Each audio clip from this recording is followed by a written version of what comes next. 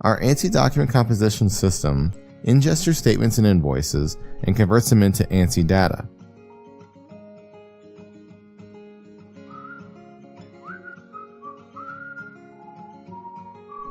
From there, it can format the data into multiple different output methods.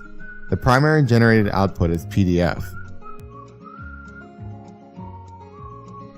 However, a document can be generated in HTML, SVG, or PostScript.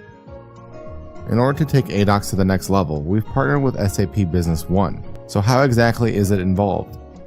SAP Business One supports sharing transactional data critical to Etactics' automated invoice and statement solution in an XML file format. The well-formed data allows Etactics to use its XML parsing techniques to convert the data into an internal table.